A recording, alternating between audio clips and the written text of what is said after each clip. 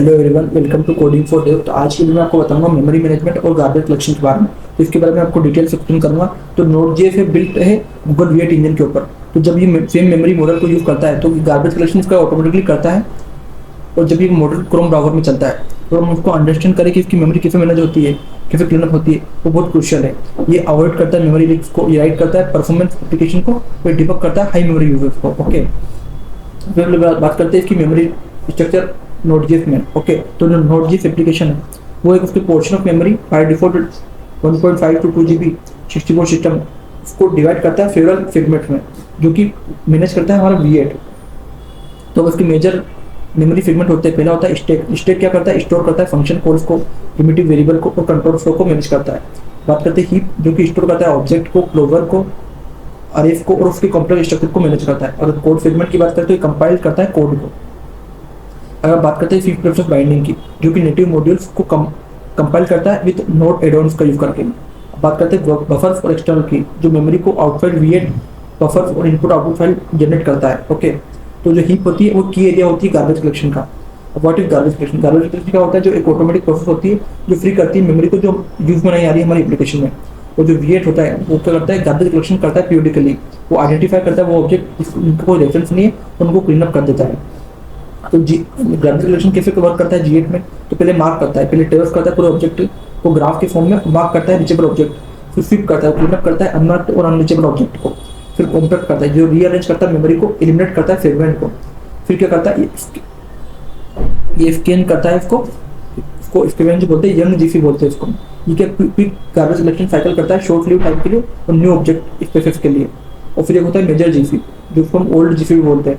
ये फ्लो होता है लेकिन ये क्लीन अप करता है कंप्लीटली लॉन्ग लिव ऑब्जेक्ट्स को। अब बात करते हैं जो यंग और ओल्ड जनरेशन मेमोरी में क्या फर्क होता है। तो न्यू स्पेस होता है, इसमें स्मॉल और शॉर्ट लिव ऑब्जेक्ट होते हैं फंक्शन के अंदर, और जो ओल्ड स्पेस होते हैं उसमें लार्ज और लॉन्ग लिव ऑब्जेक्ट होते हैं डीबी कनेक्शन के अंदर।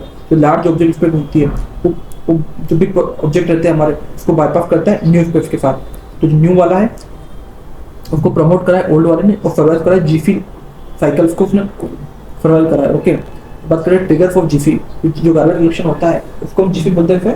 ये एक ऑटोमेटिक होता है पर इसको ट्रिगर करता है हीप मेमोरी जब लिमिट रीच हो जाती है, जब सीपीयू टाइम उसका आइडल हो जाता है, वो मैनेज करता है ट्रिगर को बाय डिबगिंग ओनली। ओके, तो अगर आपको मैनेज करना है इसके ट्रिगर तो आप export.gc को इनेबल कर सकते हो और आप मैन्युअली गार्बेज कलेक्शन कर सकते हो global.gc का यूज करके। अगर हम आपको कॉमन मेमोरी इशू की बात करूँ तो इसमें मेमोरी लीक्स होते हैं। तो मेमोरी होती है जो डिलीट नहीं होती, उसको नो लॉन्गर यूज होती है। उस लीक को अवॉइड करने के लिए, उसको फिर क्लीन करने के लिए हम उसका यूज करते हैं। ओके, तो ये रिमूव करता है रेफरेंस जो उसकी नीड नहीं रहती उसको।